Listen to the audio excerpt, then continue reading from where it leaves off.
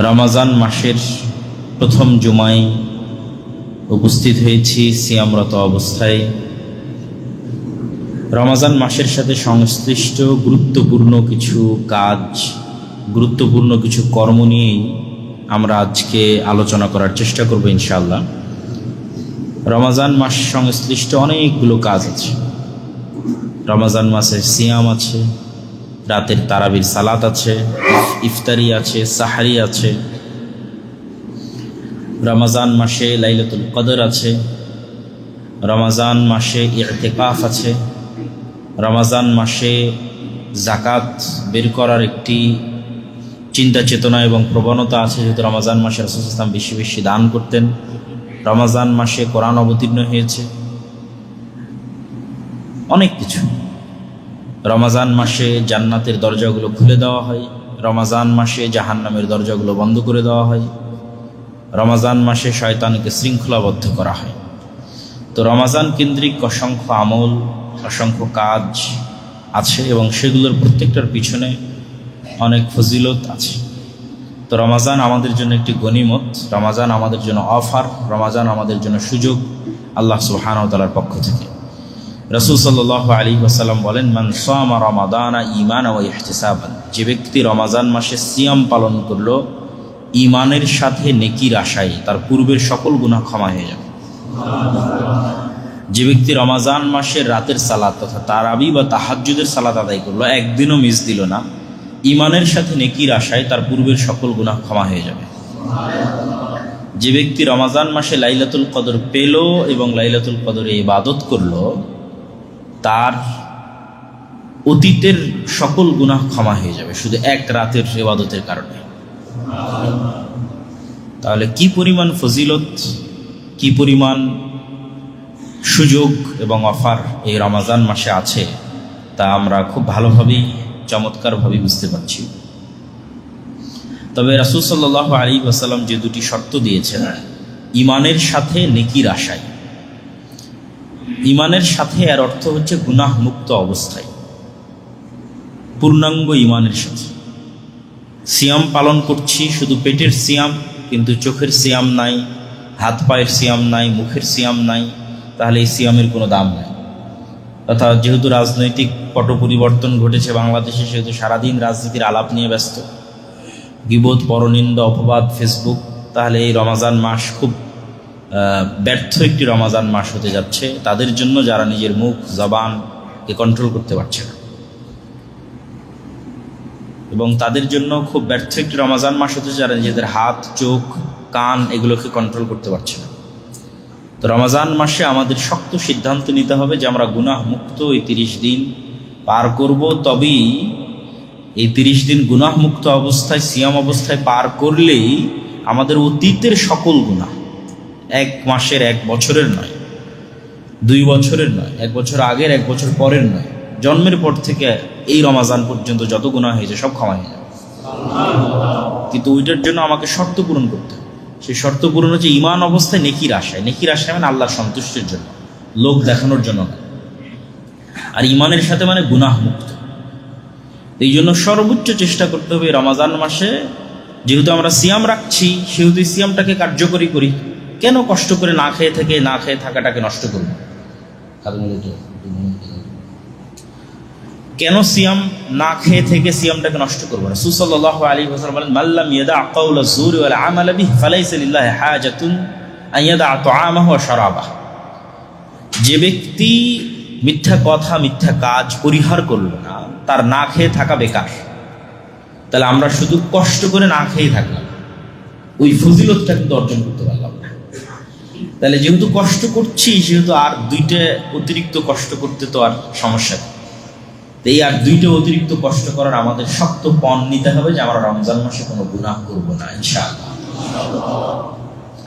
তাহলে আমরা ইনশাআল্লাহ রমজানের যে ফজিলত সেটা আমরা পাবো। দ্বিতীয়, রমজানে সবচেয়ে জরুরি কাজ কি, বা মানুষের জীবনে আসলে সবচেয়ে জরুরি কাজ কি? সেই 2টা কাজই রমজানের সবচেয়ে জরুরি কাজ। শেখ আব্দুর রাজ্জাক বিন ইউসুফ বহু বক্তব্যে বলেছেন, মানুষের জীবনে 1 নম্বর ইমার্জেন্সি হচ্ছে সালাত। 1 নম্বর সবচেয়ে জরুরি আদায়যোগ্য কাজ, যার চেয়ে জরুরি কোনো কাজ পৃথিবীতে নাই, সেটা সালাত। তার সাথে দ্বিতীয় জরুরি কাজ হচ্ছে কোরআন।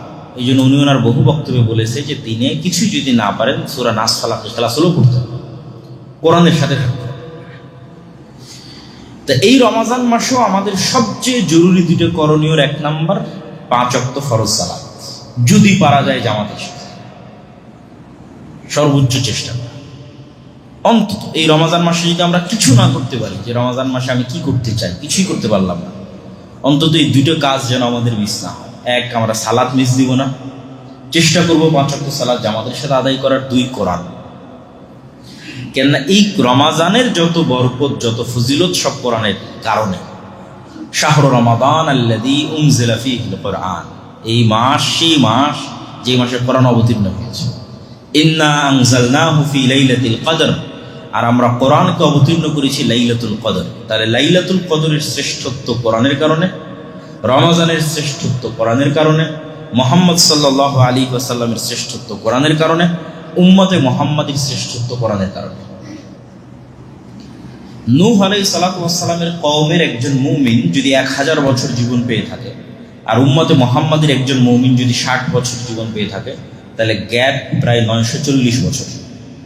তাহলে নূহ আলাইহিস সালাতু ওয়াস সালামের কওমের একজন মুমিনের 940 বছরের ইবাদতকে উম্মতে মুহাম্মাদির একজন মাত্র 60 বছরের ইবাদত দিয়ে কিভাবে পার করবে? কিভাবে কিয়ামতের মাঠে উম্মতে মুহাম্মাদি নেকিতে সর্বশ্রেষ্ঠ হবে, অথচ হায়াত 60 বছর, কিন্তু তারাই জান্নাতে সর্বশ্রেষ্ঠ নেকির অধিকারী। অথচ তাদের অতীতে যারা চলে গেছে তাদের হায়াত 900 বছর, 1000 বছর, 1500 বছর, তাহলে সে 1000 বছর ইবাদত করেছে, 900 বছর ইবাদত করেছে। তো বলছে লাইলাতুল কদরি খায়রুম মিন আলফি শাহর, লাইলাতুল কদরের 1 রাতের ইবাদত 1000 মাসের ইবাদতের চেয়ে শ্রেষ্ঠ। 1000 মাসের ইবাদতের সমান বলা হয়নি, 1000 মাসের ইবাদতের চেয়ে শ্রেষ্ঠ। তাহলে এইটার কারণ হচ্ছে কোরআন। এই সূরা ফাতিহা উম্মতে মুহাম্মাদির কাছে আছে, অতীতের কোনো জাতির কাছে ছিল না। এই সূরা ফাতিহা পড়ার যে নেকি, সূরা বাকারা পাঠ করার যে নেকি, এই নেকি থেকে অতীতের উম্মতরা বঞ্চিত। এই জন্য কোরআন দিয়েই এবং কোরআনের বরকতেই উম্মতে মুহাম্মাদি অতীতের উম্মতের 1000 বছরের ইবাদতকে অতিক্রম করে যাবে মাত্র 60 বছরের জীবনের, তাও পুরোটা নয়। আমরা প্রতিদিনের 8 ঘন্টা ঘুমাই, তাহলে আমাদের জীবনের 3 ভাগের 1 ভাগ আমরা ঘুমাই, 60 বছরের 20 বছর ঘুমাই। আর এখন যদি আপনি নিজের ফোনের সেটিংসে গিয়ে দেখেন যে আপনি সারাদিন কতক্ষণ ফোন চালিয়েছেন, তো গড়ে দেখবেন 5 ঘন্টা, 6 ঘন্টা, 4 ঘন্টা, অন্তত 30%, 40% মানুষের গড়ে ফোন চালানোরই পরিমাণ 5 ঘন্টা, 6 ঘন্টা। তারপরে তো অফিসের কাজ আছে, খাওয়া দাওয়া সবকিছু আছে, সব মিলে আসলে আমরা ইবাদত করি কতক্ষণ? কিয়ামতের মাঠে মানুষ দেখবে যে তার হায়াত দুনিয়াতে ছিল 1 দিন। কেন? মানে সারা জীবনে যতটুকু কাজ আল্লাহর জন্য হয়েছে ওটা জমা হতে হতে 1 দিনের সমান হয়েছে। 5 মিনিট আল্লাহর জন্য, 10 মিনিট আল্লাহর জন্য এই করতে করতে 1 ঘন্টা আল্লাহর জন্য এই করতে করতে করতে করতে করতে 24 ঘন্টা, 60 বছর মিলিয়ে 24 ঘন্টা টিকানো গেছে আল্লাহর জন্য। তাহলে দুনিয়াতে সে প্রকৃত জীবন যেটা সে যাপন করেছে সেটা মাত্র 1 দিন, ওইটা প্রকৃত জীবন। আর বাকি যেটা সে অন্য জায়গায় ব্যয় করেছে সেটা কিন্তু প্রকৃত জীবন নয়। তাহলে আমাদের রমজানের জরুরি 2টা কাজের একটা কাজ সালাত, এবং দ্বিতীয় জরুরি কাজ হচ্ছে কোরআন। কোরআনের বিষয়ে আমি বহু বক্তব্য বলেছি, কোরআনের গুরুত্ব তুলে ধরার জন্য, কোরআনের প্রয়োজনীয়তা তুলে ধরার জন্য। তাও আজকে 2-1টা সংক্ষিপ্ত কথা বলি।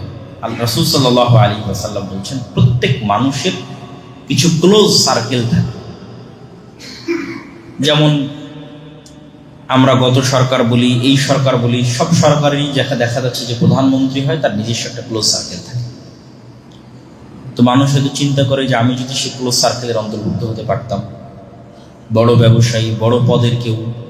তো রাসূল সাল্লাল্লাহু আলাইহি ওয়াসাল্লাম বলছেন আল্লাহর নিজস্ব একটা ক্লোজ সার্কেল আছে। আল্লাহ সুবহানাহু ওয়া তাআলার ফ্রেন্ড, আল্লাহ সুবহানাহু ওয়া তাআলার ওয়ালি, আউলিয়াউর রহমান, আল্লাহর বন্ধু, যারা আল্লাহ সুবহানাহু ওয়া তাআলার অতি নিকটে থাকবে এবং অতি ক্লোজ, অতি কাছে থাকবে, তারা হচ্ছে আহলুল্লাহ। তাদের নাম দেওয়া হয়েছে আহলুল্লাহ, তারা আল্লাহর লোক। যে উমুক হচ্ছে প্রাইম মিনিস্টারের লোক, উমুক কিন্তু কমিশনারের লোক, উমুক উমুকের লোক, এটা একটা সম্মান, পাওয়ার। তাহলে কেউ পৃথিবীতে কিছু মানুষ আছে যারা কার লোক? আল্লাহ। তারা হচ্ছে যারা কোরআনের সাথে সবসময় উঠা বসা করে। আল্লাহু আকবার। যাদের উঠা বসা চলাফেরা কোরআনের সাথে, তারা আল্লাহর লোক, তারা আল্লাহর খুব কাছের আউলিয়া ও রহমান। রাসূল সাল্লাল্লাহু আলাইহি ওয়াসাল্লাম বলছেন, আল কোরআন হুজ্জাতুন লাকুম আও আলাইকুম, কোরআন তোমাদের পক্ষে দলিল অথবা তোমাদের বিপক্ষে দলিল। আমরা সিয়ামের কথা শুনেছি, এই যে সিয়াম আমাদের পক্ষে সাক্ষী দিবে, কিন্তু কোথাও হাদিসে বলা নাই যে সিয়াম আমাদের বিপক্ষে সাক্ষী দিবে। আর যে কোনো ইবাদতের ক্ষেত্রে এটাই পাওয়া যায় যে সেই ইবাদত যদি সাক্ষী দেয়, কথা বলে, পক্ষেই কথা বলে। কোরআন একমাত্র ব্যতিক্রম, যে যদি পক্ষে না বলে তাহলে কিসে বলবে? বিপক্ষে বলবে, চুপ থাকবে না। কোরআনের বিষয়ে চুপ থাকার কোনো দলিল কোরআন এবং হাদিসে নেই। সিয়াম রেখেছি, সিয়াম পক্ষে বলবে, রাখিনি, কথা নাই। তাহলে একমাত্র ব্যতিক্রম কোরআন, পড়লাম পক্ষে বল, না পড়লাম নাই, না পড়লাম এবার বিপক্ষে বলবে, তাহলে তো বিপদ। এই জন্য কোরআনের বিষয়টি এত সহজ নয়। পড়লাম পক্ষে বললো, শাফাত করলো, আর না পড়লাম নাই, না পড়লে বিপক্ষে বলবে। হুজ্জাতুন লাকুম ওয়া আলাইকুম, কোরআন তোমাদের প্রত্যেকের হয় পক্ষে কথা বলবে, না বিপক্ষে কথা বলবে। তাহলে কোরআন যেন আমাদের বিপক্ষে কথা না বলে, এর প্রস্তুতি তো আমাদেরই নিতে হবে। এবং কোরআন কথা বলবে, কথা ঠিক, কেননা কিয়ামতের মাঠে অসংখ্য আমলের বিভিন্ন প্রতিকৃতি এবং বিভিন্ন রূপ আল্লাহ সুবহানাহু ওয়া তাআলা দিবেন, এবং অসংখ্য কিছুকে আল্লাহ কথা বলার শক্তি দিবেন। আল্লাহ বলছেন, আল্লাযী আনতাকাকুম, যিনি তোমাদের কথা বলার শক্তি দিয়েছে। তোমরা তোমাদের আশেপাশে তাকিয়ে দেখো, কত কি কথা বলতে পারে না, কিন্তু তোমরা তো কথা বলতে পারছো। তাহলে তোমাদেরকে কথা বলার শক্তি কে দিয়েছে? আল্লাহ। তো যিনি আজ মানুষকে কথা বলার শক্তি দিয়েছে, তিনি কাল মাটিকে কথা বলার শক্তি দিবেন। মাটি থেকেই তো মানুষ তৈরি হয়েছে, তো তিনি কালকে কোরআনকে কথা বলার শক্তি দিবেন, জীবন্ত রূপ দিবেন, কোরআন কথা বলবে। এটা অতি সহজ এবং বিশ্বাসযোগ্য। তো রমজানে আমরা সর্বোচ্চ চেষ্টা করতে হবে আমাদেরকে, যে আমরা 5 ওয়াক্ত সালাত যদি পারা যায় জামাতের সাথে সর্বোচ্চ গুরুত্ব দিয়ে, আর 2 কোরআন পৃথিবীতে থাকা এমন কিছু যা সরাসরি রব্বুল আলামিনের জাতের সাথে কানেক্টেড। আর কোনো কিছুই পৃথিবীর রব্বুল আলামিনের সত্তার সাথে সম্পৃক্ত নয়। রব্বুল আলামিনের সৃষ্টি সবকিছু তার সত্তার সাথে কানেক্টেড, তার সিফাত, তার গুণ নয়। আল্লাহ সুবহানাহু ওয়া তাআলার হাত আল্লাহ সুবহানাহু ওয়া তাআলার সাথে কানেক্টেড, সম্পৃক্ত, তার সিফাত, তার গুণ। আর পৃথিবীতে আর বাকি যা কিছু আছে সব আল্লাহর সৃষ্টি। একমাত্র কোরআন হচ্ছে কালামুল্লাহ, আল্লাহর বাণী, আল্লাহর আওয়াজ, আল্লাহর শব্দ, আল্লাহর বাক্য। এই জন্য কোরআনের গুরুত্ব সীমাহীন এবং অপরিসীম। এমনিতেই যে কোনো আসমানি কিতাবের গুরুত্ব সীমাহীন ও অপরিসীম। বানু ইসরাইলের উপর যখন তাওরাত অবতীর্ণ করা হয়, ওয়ারাফা'না ফাওকাকুমুত তুর, তাহলে তাওরাত কত গুরুত্বপূর্ণ যে তোমরা তাওরাত মানতে বাধ্য, এই ওয়াদা নেওয়ার জন্য আল্লাহ তুর পাহাড়কে বানু ইসরাইলের মাথার উপর তুলে ধরেছে। এই তোমরা ওয়াদা করো যে তোমরা তাওরাত পড়বা এবং মানবা, না হলে কিন্তু পাহাড় ছেড়ে দিলাম। এটা তাওরাতের ক্ষেত্রে বানু ইসরাইলের সাথে ঘটানো হচ্ছে। তখন বানু ইসরাইল ওয়াদা করলো যে হ্যাঁ, আমরা তাওরাতের উপর ঈমান আনয়ন করলাম, তাওরাত পড়বো এবং মানব। তাহলে তাওরাতের মতো কিতাব অমান্য করলে পাহাড় ছেড়ে দিয়ে বানু ইসরাইলকে ধ্বংস করে দেওয়া। একই অবস্থা উম্মতে মুহাম্মাদের। হ্যাঁ, অন্য উম্মতকে যেভাবে ধ্বংস করা হয়েছে উম্মতে মুহাম্মাদীকে সেভাবে করা হবে না। উম্মতে মুহাম্মাদীকে ধ্বংস করার ধরন ভিন্ন। যেমন নূহ আলাইহিস সালামের কওমকে ধ্বংস করা হয়েছে বন্যা দিয়ে, আদ সামুদকে ধ্বংস করা হয়েছে ঝড় এবং বিকট আওয়াজ দিয়ে, লূত আলাইহিস সালামের কওমকে ধ্বংস করা হয়েছে শহর উল্টিয়ে আকাশ থেকে অগ্নি বৃষ্টি করার মাধ্যমে, ফেরাউনের কওমকে ধ্বংস করা হয়েছে ডুবানোর মাধ্যমে। উম্মতে মুহাম্মাদী যদি কোরআনকে অবমূল্যায়ন করে তো উম্মতে মুহাম্মাদী কি দিয়ে ধ্বংস হবে? উম্মতে মুহাম্মাদীর ধ্বংসের মাধ্যম হচ্ছে, যেহেতু রাসূল সাল্লাল্লাহু আলাইহি ওয়াসাল্লাম উম্মতে মুহাম্মাদীর জন্য দোয়া করেছেন যে তাদের যেন সমূলে ধ্বংস না করা হয়, সেহেতু সমূলে ধ্বংস হয়। তাহলে উম্মতে মুহাম্মাদের উপর গজব কোনটা? উম্মতে মুহাম্মাদের উপর কোরআন অবমূল্যায়নের গজব হচ্ছে তাদের উপর ভিন্ন জাতিকে চাপিয়ে দেওয়া। বাগদাদে হালাকুফা চিঙ্গিস খা যা করেছে, ফিলিস্তিনে ক্রুসেডাররা যা করেছে, আজকে ইহুদিরা যা করছে, রোহিঙ্গাতে মায়ানমারে মুসলমানদের উপর যা হচ্ছে, এগুলোর মূল কারণ যদি আমরা দুনিয়ার কারণ না দেখি, যে অলৌকিক কারণ কি, আধ্যাত্মিক জগতের কারণ কি, অদৃশ্য কারণ কি, গায়েবের কারণ কি, মূল কারণ তো চোখের সামনে দেখাই যায়, বাস্তব কারণ তো চোখের সামনে দেখাই যায়। অদৃশ্য গায়েবের কারণ, অদৃশ্য গায়েবের কারণ হচ্ছে কোরআনের মূল্যায়ন আমাদের কাছে অতটুকু। যে অবস্থায় আমরা আজকে আছি, এই অবস্থাটা কোরআনের আমাদের কাছে। আজকে মায়ানমারের রোহিঙ্গা মুসলমানদের অবস্থা যেমন, আসলে কোরআনের অবস্থাটাই ফুটে উঠতেছে যে কোরআনের চিত্র এরকম তাদের বাড়িতে, তাদের ঘরে, তাদের সমাজে কোরআন এরকম অবহেলিত। তাহলে উম্মতে মুহাম্মাদির উপর গজবের কারণ হচ্ছে কিতাব অবমূল্যায়ন করা। গজবের ধরন কি? ভিন্ন জাতি এবং ভিন্ন কওমকে চাপিয়ে দেওয়া। এবং রাসূল সাল্লাল্লাহু আলাইহি ওয়াসাল্লাম হাদিসেও বলেছেন, ইন্নাল্লাহ ইয়াদা বিহাদাল কিতাবে আকওয়াম ওয়া ইয়াদউ বিহি আখারিন। আল্লাহ সুবহানাহু ওয়া তাআলা এই কিতাবকে দিয়ে, ইয়ারফাউ বিহাদাল কিতাব, এই কিতাবকে দিয়ে আমার উম্মতের একদল মানুষকে উপরে উঠিয়ে দিয়েছে, আর এই কিতাবকে দিয়ে আমার উম্মতের একদল মানুষকে নিচে নামিয়ে দিয়েছে।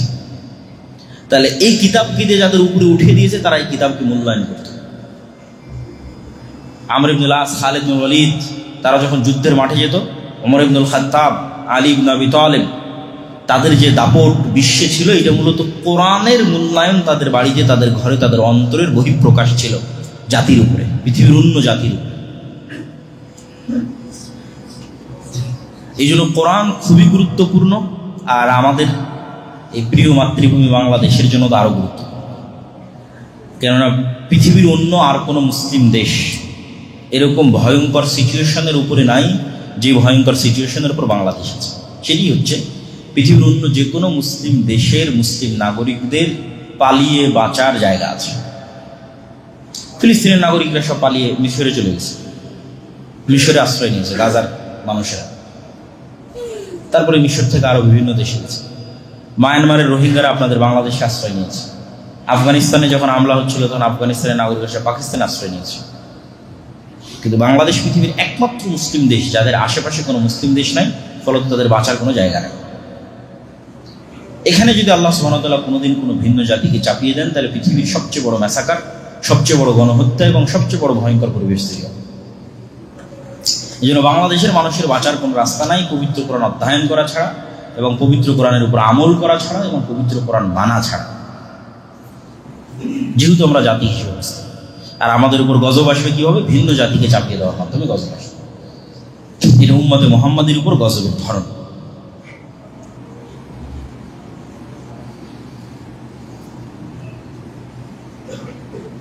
কোরআনের ক্ষেত্রে আরো একটি বিষয়, সেটি হচ্ছে আমরা অনেকেই মনে করি যে আমাদের ছোট্ট সন্তানেরা কোরআন শিখবে, তাদেরকে আমরা মক্তবে পাঠাই, মাদ্রাসায় পাঠাই, স্কুলে পাঠাই। কিন্তু আমরা যখন বড় হয়ে যাই, তখন আমরা মনে করি যে না, বড় হয়ে গেছি, বয়স হয়ে গেছে, আর কেন কোরআন শিখতে হবে? কিন্তু আপনি আশ্চর্য হবেন যে উম্মতে মুহাম্মাদের প্রথম প্রজন্ম যারা কোরআন শিখেছে, উম্মতে মুহাম্মাদের প্রথম প্রজন্ম, ফার্স্ট জেনারেশন যারা কোরআন শিখেছে, তারা সবাই বয়স্ক। স্বয়ং মুহাম্মদ সাল্লাল্লাহু আলাইহি ওয়াসাল্লাম কোরআন শিখেছেন 40 বছর বয়সে। খাদিজা রাদিয়াল্লাহু তাআলা আনহা কোরআন শিক্ষা শুরু করেছেন 55 বছর বয়সে। ওমর ইবনুল খাত্তাব, আবু বকর থেকে শুরু করে রাসূল সাল্লাল্লাহু আলাইহি ওয়াসাল্লামের সাথে আর যারা ইসলাম গ্রহণ করেছিল, তাদের ম্যাক্সিমাম 40+ বয়সে তারা প্রথম কোরআনের আওয়াজ শুনেছে, তারা প্রথম কোরআনের কথা শুনেছে যখন তাদের বয়স 40 পার হয়ে গেছে। তাহলে উম্মতে মুহাম্মাদের ফার্স্ট জেনারেশন কোরআন শিখেছে গড়ে যখন তাদের বয়স 40 হবে। তাহলে এই অজুহাত দিয়ে আমাদের বাঁচার কোনো রাস্তা নাই যে আমার তো বয়স পার হয়ে গেছে, আমি কোরআন শিখব। কেন আমাদের প্রথম জেনারেশন কোরআন শুনেছি যখন তাদের বয়স 40 পার হয়ে গেছে। তারপরে না তাদের ছেলেমেয়েরা যখন মুসলমান হলো, আব্দুল্লাহ বিন উমর, আব্দুল্লাহ বিন আব্বাস, তখন ছোট ছোট বাচ্চাদের কোরআন শেখানো। কিন্তু রাসূল সাল্লাল্লাহু আলাইহি ওয়াসাল্লাম এবং রাসূল সাল্লাল্লাহু আলাইহি ওয়াসাল্লামের স্ত্রী, তারা নিজেরাই যে 40 এবং 55 বছর বয়স, তখন তারা প্রথম কোরআনের আওয়াজ শুনেছে এবং কোরআন শিখেছে, কোরআন মুখস্থ করেছে এবং মানুষকে শিখেছে। তাহলে আমাদের প্রথম জেনারেশন যদি 40+ বছর বয়সে কোরআন মুখস্থ করতে পারে, কোরআন শিখতে পারে, কোরআন শিখাতে পারে, তাহলে আমরা কেন কোরআন শিখতে পারবো না, কোরআন শিখাতে পারবো না এবং কোরআন মুখস্থ করতে পারবো না এবং কোরআনের উপর আমল করতে পারবো না? প্রিয় উপস্থিতি, রমাজান মাসে আমরা যতগুলো গুরুত্বপূর্ণ কাজ করব মর্মে আজকে আমরা সংক্ষিপ্ত আলোচনা তুলে ধরছি। তার 1 নম্বর জরুরি গুরুত্বপূর্ণ কাজ আমরা বলেছি সালাত, 2 নম্বর জরুরি গুরুত্বপূর্ণ কাজ বলেছি কোরআন, এবং কোরআনের উপরই আমরা একটু বেশি কথা বলে ফেললাম, কেননা এর সকল বরকত, সকল রহমত সবকিছু কোরআনের সাথে কানেক্টেড এবং কোরআনের কারণে।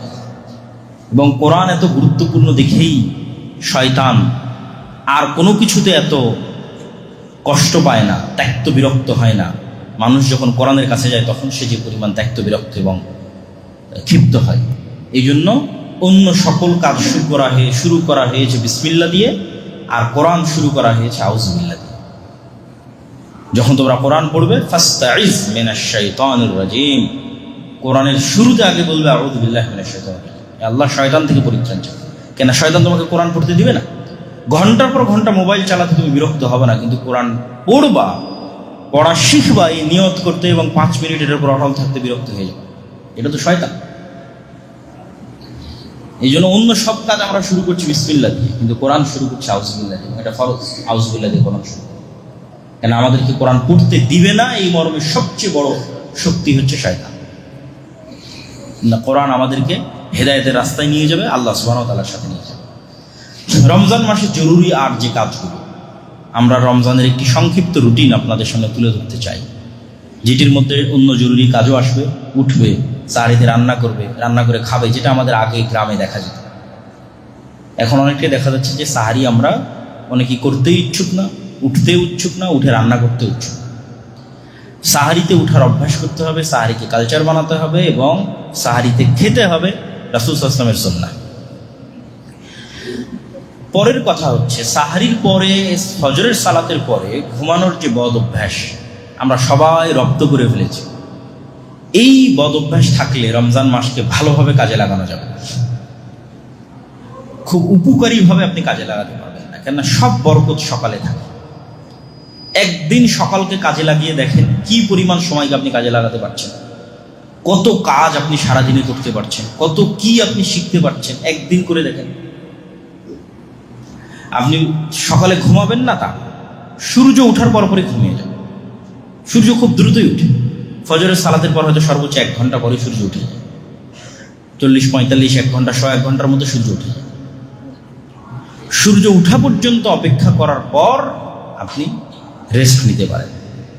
যে ঘুমটা আমরা প্রয়োজন মনে করি, যে রমজান মাসে আমরা একটু ঘুমাতে চাই, তাহলে বেশি উত্তম হবে যদি সাহারির পরে না ঘুমানো যায়, ফজরের পরে না ঘুমানো যায়, অন্তত সূর্য ওঠা পর্যন্ত। তারপরে যদি হালকা রেস্ট নেওয়া যায়, এটা একটা সময়। এই সময়টাকে কাজে লাগালে আপনি পুরো রমজানকে শতভাগ কাজে লাগাতে পারবেন। দ্বিতীয় সময় আসরের পর থেকে নিয়ে মাগরিব পর্যন্ত। রমজানে ইবাদত করতে চাইলে ব্যস্ততা কমাতে হবে, রমজানে ইবাদত করতে চাইলে কাজ কমাতে হবে। যে ব্যবসায়ী তাকে চিন্তা করতে হবে সামনে রমজান আসতেছে, কিভাবে আমি সকল কাজ আগেই কমপ্লিট করে রাখবো যেন রমজানে আমি ঠিক মতো কাজ করতে পারি। যার অফিস আছে, যার স্কুল আছে, শিক্ষা প্রতিষ্ঠান আছে, ডেইলি চাকরি আছে, তারাও একটা প্ল্যান রাখবে যে কিভাবে আমি রমজানে কাজ কমিয়ে নিয়ে আসতে পারি। রমজানে কাজ কমিয়ে নিয়ে এসে আসরের পর থেকে না মাগরিব পর্যন্ত এই সময়টা পুনরায় কোরআন তেলাওয়াত হোক, জিকির আজকার হোক, তাসবিহ তাহলিল হোক, এটাতে ব্যয় করতে হবে। কেন আপনি ফজরের পর থেকে নিয়ে সূর্য ওঠা পর্যন্ত যদি একই জায়গায় বসে থেকে জিকির আজকার, তাসবিহ তাহলিল, কোরআন তেলাওয়াত, কোরআন শিখায় ব্যয় করেন এবং ওই সেম জায়গায় সূর্য ওঠার পর যদি আপনি 2 রাকাত সালাত আদায় করে উঠে আসেন, তাহলে আপনি কবুল হজের সমান নেকি পাবেন। তো অনেক বড় ফজিলত। তো এইটার কোনো রহস্য আছে দেখেই তো এত বড় ফজিলত দেওয়া আছে, এটা কঠিন দেখেই এত বড় ফজিলত দেওয়া আছে। ফজিলতের পিছনে অবশ্যই যেগুলোতে বেশি ফজিলত দেওয়া আছে সেগুলো এত সহজ না। মানুষের জন্য কঠিন দেখেই ফজিলত দেওয়া আছে, উপকারী দেখেই উৎসাহিত করা আছে। তো আসরের পর থেকে মাগরিব পর্যন্ত এই সময়ে এত ইফতারির আয়োজন, এত খাবার দাবারের আয়োজন, এগুলো একটু কমাতে হবে। অর্থ অপচয় কমাতে হবে, কমিয়ে এই সময়টাও জিকির আজকার, তাসবিহ তাহলিলে ব্যয় করতে হবে। এবার 3 নাম্বার হচ্ছে রাতের সালাত। রাতের সালাতের ক্ষেত্রে যারা নিয়মিত তাহাজ্জুদের সালাতে অভ্যাসী, অথবা যাদের কনফিডেন্স আছে যে আমি শেষ রাতে উঠতেই পারবো, সে জামাতে তারাবি আদায় না করলেও কোনো সমস্যা নেই। বরং তার জন্য এটাই উত্তম যে সে শেষ রাতে উঠে একা একই লম্বা তেলাওয়াতের মাধ্যমে, লম্বা সালাতের মাধ্যমে তাহাজ্জুদের সালাত আদায় করবে, এবং তারপরে তাহাজ্জুদ শেষে বেতের শেষে সে সাহারি করবে। আর যদি কারো ক্ষেত্রে মনে হয় যে না, তার শেষ রাতে উঠার অভ্যাস নাই, উঠতে পারবে না, তাহলে তার জন্য জামাতের সাথে তারাবির সালাত আদায় করার যে প্রচলন আমাদের দেশে আছে, এটা কোনো সমস্যা নেই। বরং অংশগ্রহণ করাই ভালো, যাতে অন্তত সে রাতের সালাত আদায়কারীদের মধ্যে তার নাম অন্তর্ভুক্ত হয়। এই জন্য যারা পারবে না শেষ রাতে উঠতে, তাদের জন্য জামাতের সাথে তারাবির সালাত আদায় করে নেওয়াই উচিত, যাতে সে রাতের যে সালাত, সেই সালাত আদায়ের হকদার হয়। যেটার ফজিলত আমরা বললাম যে কেউ যদি রমজান মাসে রাতের সালাত আদায় করে, তাহলে তারও অতীতের সকল গুনাহ ক্ষমা হয়ে যাবে। কিন্তু 5 ওয়াক্ত সালাত পড়লাম না, তারাবি পড়লাম, এটার কিন্তু কোনো দাম নাই। এই জন্য আমরা বক্তব্য শুরুই করেছি, রমাজানের সবচেয়ে জরুরি কাজ 1 নম্বর 5 ওয়াক্ত সালাত, রমাজানের সবচেয়ে জরুরি কাজ 2 নম্বর কোরআন তেলাওয়াত, তারপরে ধারাবাহিকভাবে এগুলো আসতেছে। 3 নম্বরে আসতে পারে রাতের সালাত, তারাবির সালাত। 5 ওয়াক্ত সালাতে নাই, তারাবির সালাতের কোনো কাজ নেই। 5 ওয়াক্ত সালাতে থেকে আমি তারাবির সালাত আদায় করতেছি, আমি ফজিলত পাবো ইনশাআল্লাহ। তারাবির সালাত ধীরস্থিরভাবে আদায় করতে হবে, সেই রকম মসজিদই বাছাই করতে হবে, সেই রকম ইমামই বাছাই করতে হবে, যারা ধীরস্থিরভাবে কোরআন তেলাওয়াত করে, কোরআনের হকের সাথে কোরআন তেলাওয়াত করে আদায় করে। রমজানে আর জরুরি কাজের মধ্যে একটি জরুরি কাজ ইফতার, যা সিয়াম পালনকারী 2টা খুশির একটা খুশির সময়। রাসূল সাল্লাল্লাহু আলাইহি ওয়াসাল্লাম ইফতারিতে তাড়াতাড়ি করতে বলেছে। এই তাড়াতাড়ি করার আনুষ্ঠানিকতাটাই রমজানের গুরুত্ব, সিয়ামের গুরুত্ব। এই তাড়াতাড়ির আনুষ্ঠানিকতা না থাকলে এই সিয়ামের গুরুত্ব থাকবে না। কখন সূর্য ডুবে গেছে আমার কোনো পরোয়াই নাই, রাত 8টায় গিয়ে ইফতারি করলাম। আর ওই মজা, ওই মাহাত্ম্য রমজানের আপনি তৈরি করতে পারবেন। রমজানের মাহাত্ম্য হচ্ছে আমি অপেক্ষা করব কখন সূর্য ডুবতেছে, ডুবা মাত্রই আমি ইফতারি করব। এটাই মর্যাদা, এটাই সম্মান, এটাই নিয়ম, এটাই মূলনীতি। রাসূল সাল্লাল্লাহু আলাইহি ওয়াসাল্লাম এটাই বলে গেছে যে ইহুদিরা দেরিতে ইফতার করে, কিন্তু এটা আল্লাহর আনুগত্যের শানে যায় না। আল্লাহ চান যতক্ষণ বিরত থাকতে বলেছিলাম অতক্ষণ বিরত, এখন বিরত থাকা যাবে না, এখন তাড়াতাড়ি খাও, এটাই আমার আনুগত্য। আমার সাথে তোমাকে মাতাব্বরি করার দরকার নাই।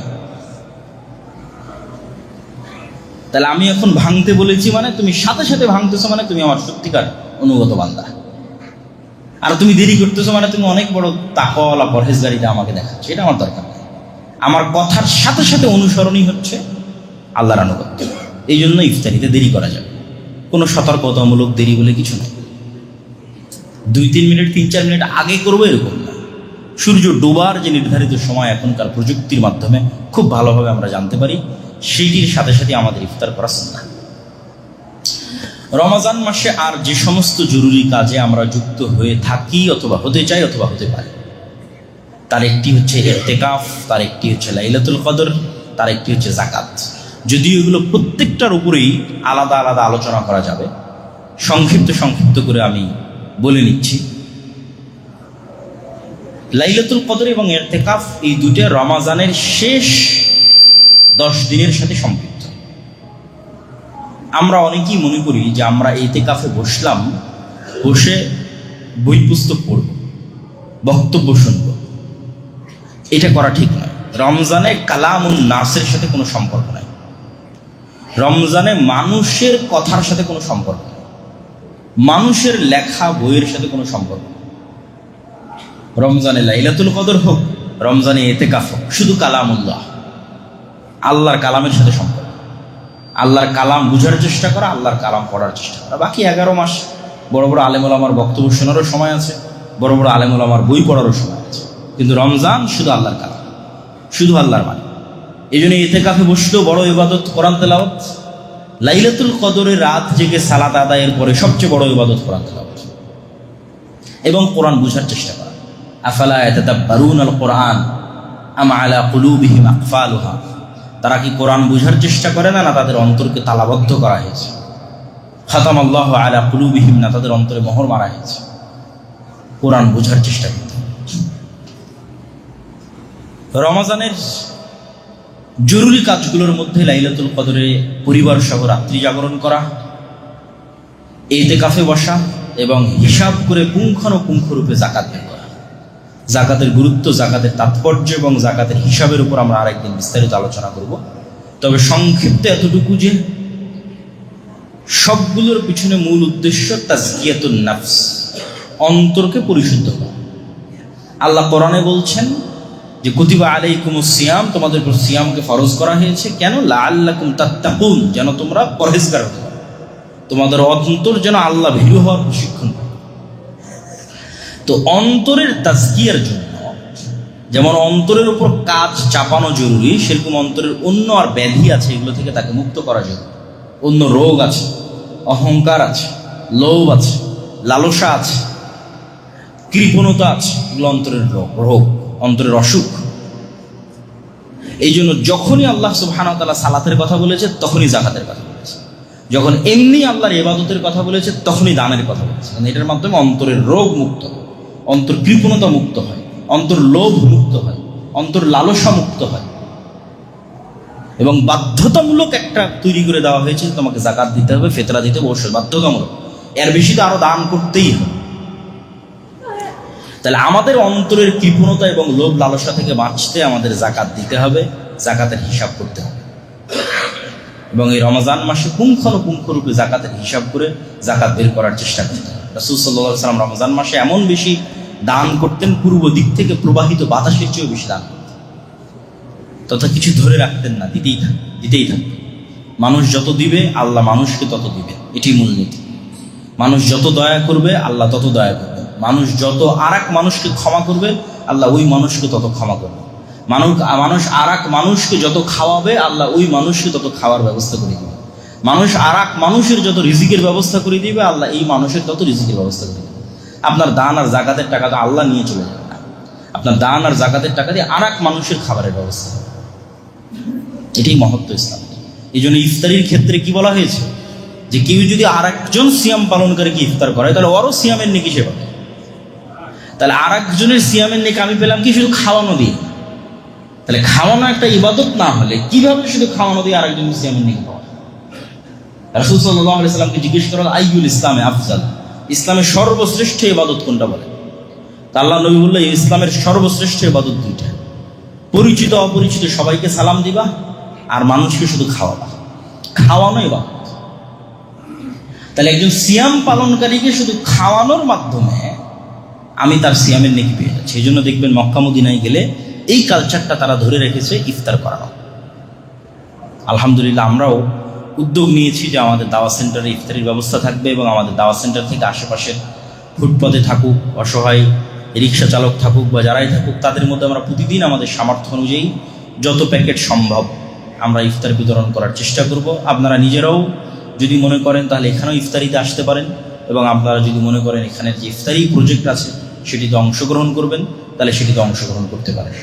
সেটি দিয়ে আমরা যতদূর সম্ভব এখানেও ইফতারির ব্যবস্থা এবং বাইরের যে সমস্ত অসহায় গরিব মিসকিন ফুটপাতে থাকে, রাস্তাঘাটে ভিক্ষুক, রিক্সা চালক আরও যারা আছে তাদের সকলের মধ্যে আমরা ইফতার বন্টনের একটি প্রজেক্ট হাতে নিয়েছি, এটিতে আপনারা অংশগ্রহণ করতে পারেন। আল্লাহ সুবহানাহু ওয়া তাআলা আমাদের কবুল করুক, আল্লাহুম্মা আমিন।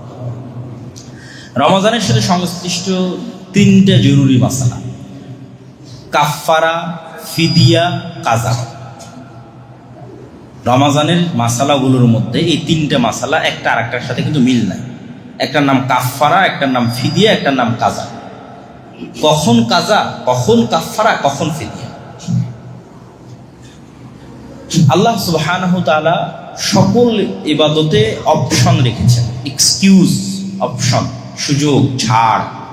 শুধু সালাতে নাই, শুধু সালাতে নাই। তুমি অসুস্থ কি, তুমি কি অবস্থায় আছো এটা দেখে লাভ, সালাত আদায় করতে হবে।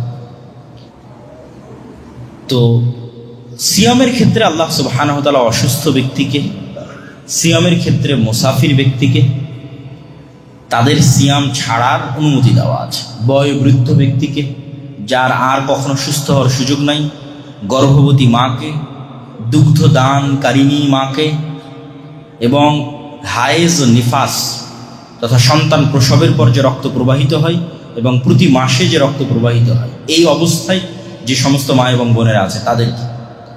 এই ধরনের মানুষকে আল্লাহ সুবহানাহু ওয়া তাআলা সিয়াম ছেড়ে দেওয়ার অনুমতি দিয়েছে, বা সিয়াম ছেড়ে দিবে, এটি বিধান। এখন এই যে এতগুলো ধরনের মানুষ তারা যে সিয়াম ছাড়তেছে, তাদের সিয়ামের কাজা কাফফারা না ফিদিয়া? আমরা শুরু করি কাফফারা দিয়ে। কাফফারা শুধুমাত্র এক শ্রেণীর ব্যক্তির জন্য, যে ব্যক্তি সিয়াম অবস্থায় দিনের বেলা তার স্ত্রীর সাথে সাংসারিক জীবন গেছে। এই সিচুয়েশন ছাড়া আর কারোর জন্য কাফফারা নাই। তথা কেউ যদি সিয়াম অবস্থায় ইচ্ছা করে খাবার খেয়ে সিয়াম ভেঙে দেয়, তার জন্য কাফফারা নেই। গুনাহে কাবীরা, অনেক বড় গুনাহ। ফরজ সিয়াম ভেঙে দিল, অনেক বড় গুনাহ, কোনো কারণ নাই, কোনো লজিক নাই, কিন্তু কাফফারা নাই। কি আছে সেটা আমরা পরে বলতেছি। তাহলে কাফফারা শুধু ওই ব্যক্তির জন্য যে সিয়াম অবস্থায় দিনের বেলা তার স্ত্রীর সাথে সাংসারিক জীবনে গেছে, তার জন্য কাফফারা। এই কাফফারা এক টানা 60 দিন সিয়াম পালন করা, এক টানা বিরতি ছাড়া, বিরতিহীন এক টানা 60 দিন সিয়াম পালন, অথবা 60 জন মিসকিনকে খাওয়া, অথবা গোলাম আজাদ করা। যেটা আমি বলেছি যে সিয়ামের মাধ্যমে গুনাহের কাফফারা হয়, অর্থ আদায়ের মাধ্যমে গুনাহের কাফফারা হয়। এখানে তিনটার কিন্তু দুটো অর্থ আর একটা সিয়াম। তথা তুমি দিনের বেলা স্ত্রীর কাছে গেছো সিয়াম অবস্থায় রমজান মাসে, তাহলে এর এই গুনাহটা ক্ষমা হবে আবার সিয়াম রাখার মাধ্যমে। কয়টা সিয়াম? 60টা সিয়াম। তাহলে সিয়াম রাখলে গুনাহ মাফ হবে। অথবা আর দুইটার মাধ্যমে, যেগুলো অর্থনৈতিক, টাকা দিয়ে গোলাম আজাদ করো, অথবা টাকা দিয়ে 60 জন মিসকিনকে খাওয়া। তাহলে এই কাফফারা শুধু এই শ্রেণীর মানুষের জন্য। কাজা, এই কাফফারা বাদে আর যে কোনো কারণে কেউ সিয়াম ভেঙেছে এবং পুনরায় সিয়াম রাখার সামর্থ্য আছে, পরের পয়েন্টটাই হচ্ছে গুরুত্বপূর্ণ, যে পুনরায় সিয়াম রাখার সামর্থ্য আছে। সিয়াম ভেঙেছে এই কারণ ছাড়ার যে কোনো কারণে, তবে যেটার জন্য আমরা কাফফারা বললাম, ওই কারণ ছাড়ার যে কোনো কারণে সিয়াম ভেঙেছে। অসুস্থতার কারণে ভাঙতে পারে, সফর অবস্থায় আছে তার কারণে ভাঙতে পারে, ইচ্ছাকৃত ভাঙতে পারে, হায়েজ নেফাসের কারণে ভাঙতে পারে তাদের, এবং পরবর্তীতে রাখার সুযোগ আছে। এই ব্যক্তির জন্য কাজা, তথা ওই সমান সিয়াম একটা সে আদায় করে, যে কয়টা সিয়াম ভাঙবে সে কয়টা সিয়াম আর এক সময় আদায় করবে। এ হলো কাজা। ফিদিয়া, যে এইরকম কোনো কারণে সিয়াম ভেঙেছে, তথা ওই যেটার কারণে কাফফারা, ওটার কারণে নয়, স্বাভাবিক যে কোনো কারণে সিয়াম ভেঙেছে, কিন্তু আর সিয়াম রাখার সুযোগ নেই। দেখা যায় এমনভাবে অসুস্থ হয়ে গেছে, অসুস্থ হতে পারে, অথবা মারাই গেছে, দুনিয়া থেকে বিদায় নিয়েছে, তথা আর সিয়াম রাখার সে সুযোগ পাচ্ছে না বা পায়নি। তাহলে আমরা বলতে পারি, কিভাবে সারমর্ম করতে পারি, স্থায়ী অসুস্থ অথবা স্থায়ী বার্ধক্য। স্থায়ী অসুস্থ এবং স্থায়ী বার্ধক্য, এই দুই ধরনের ব্যক্তির জন্য ফিদিয়া। দাদা, একদিন সিয়াম সমান একদিন মিসকিনের খাবার, একজন মিসকিনের একদিনের খাবার। তো আলেম ওলামা আগের যুগের ফোকাহাগণ গণনা করেছে, হিসাবপাতি করে, তাদের রাসূল সাল্লাল্লাহু আলাইহি ওয়াসাল্লামের কিছু হাদিসকে সামনে রেখে, যে আমরা 1.25 কেজি তথা 1 সার কিছু কম, এই সমপরিমাণ যদি খাদ্য কারো বাড়িতে থাকে, তাহলে তাকে ধরে নেওয়া হয় যে তার একদিনের খাবার তার কাছে আছে। তো এইরকম একটা হিসাব করে, যে একজন মানুষ একদিনে কয় বেলা খেলে কি কি ধরনের খাবার তার আসতে পারে, বর্তমান যুগের হিসাব করেও যদি আদায় করে কোনো সমস্যা নেই। যে আমি ধরলাম সকালের নাস্তার সমান এত, দুপুরের খাবার সমান এত, রাতের সমান এত। অথবা যদি সিয়াম পালনকারীকে রমাজান মাসে দিতে চাই, তাহলে সিয়াম পালনকারীর সাহারির সমান এত, সিয়াম পালনকারীর ইফতারির সমান এত, এই পরিমাণ টাকা তাকে দিয়ে দেওয়া এবং তার খাবারের ব্যবস্থা করা। প্রতি একটা সিয়াম সমান একজন মিসকিনের একদিনের খাবারের ব্যবস্থা করা। এটা হচ্ছে ফিদিয়া। শুধুমাত্র 2 শ্রেণীর মানুষের বিধান নিয়ে আলেম ওলামাদের মধ্যে মতভেদ আছে। সেটা হচ্ছে দুগ্ধ দানকারিণী মা এবং গর্ভবতী মা। যে মা তার বাচ্চার ক্ষতির আশঙ্কা করে এবং সিয়াম ছেড়েছে, তাদের ক্ষেত্রে একদল আলেম বলেছেন তারা কাজা করবে, এবং একদল আলেম বলেছেন তারাও ফিদিয়া দিতে পারে। যদি সময়টা লম্বা, দেখা যাচ্ছে এখন দুধ দিচ্ছে, আরো 1-1.5 বছর সে তার বাচ্চাকে দুধ দেবে, তথা 1-1.5 বছরে আর তার সে কাজে আদায় করার সে হয়তো সুযোগ পাচ্ছে না, তার বাচ্চার সে ক্ষতির আশঙ্কা করতেছে। সময়টা লম্বা হওয়ার কারণে এবং পবিত্র কোরআনের কিছু আয়াতকে সামনে রেখে ইমাম আবু হানিফা সহ আরও অনেকেই মতামত দিয়েছেন। বড় বড় আলেম ওলামা যারা অতীতে চলে গেছেন, একদল মতামত দিয়েছেন যে সে কাজা করবে যত বড়ই হোক, এবং একদল মত দিয়েছেন সে ফিদিয়া আদায় করবে। তাহলে এই গেল আমাদের রমজান কেন্দ্রিক কাফারা, কাজা এবং ফিদিয়া, এই সংক্ষিপ্ত বিধিবিধান। আল্লাহ সুবহানাহু ওয়া তাআলা আমাদের এই রমজান মাসের যতগুলো কার্যক্রম আছে সকল কার্যক্রমকে সুন্দরভাবে সম্পূর্ণ করার তৌফিক দান করুন আল্লাহ। আর খুব শপথ নিয়ে উঠতে হবে এবং রমজান শুরু করতে হবে। কয়েকটা শপথ, বেশি নয়, অত বেশি নিলে কাজ করা যাবে না, ক্লান্ত হয়ে যাবে। 1 নম্বর শপথ, 5 ওয়াক্ত সালাত মিস দিব না, সর্বনিম্ন স্তরে থাকে যে আমাদের 1 নম্বর ওয়াদা হচ্ছে আমরা রমজানে অন্তত 5 ওয়াক্ত সালাত জামাতে আদায় করবো ইনশাআল্লাহ। 2 নম্বর শপথ হচ্ছে রমজানে আমরা অন্তত কোনো প্রকার গুনাহে লিপ্ত হবে না ইনশাআল্লাহ। মুখের গুনাহ, চোখের গুনাহ, কানের গুনাহ, সকল প্রকার গুনাহ থেকে আমরা বিরত থাকার সর্বোচ্চ চেষ্টা করব ইনশাআল্লাহ। 3 নম্বর হচ্ছে যতদূর সম্ভব পুরো রমজানে অন্তত একবার পবিত্র কোরআন পড়ে শেষ করা, কোরআন খতম দেওয়া যেটা আমরা বলি, এবং বুঝার চেষ্টা করা। অথবা যে কোরআন পড়তে পারে না সে কোরআন শিখলো, কোরআন শেখার জন্য কোথাও ভর্তি হলো, অ্যাডমিশন নিল, অনলাইনে অফলাইনে যেখানে সম্ভব কোরআনের সাথে সম্পৃক্ত থাকার চেষ্টা করা। আল্লাহ সুবহানাহু ওয়া তাআলা আমাদের তৌফিক দান করুক, আল্লাহুম্মা আমিন।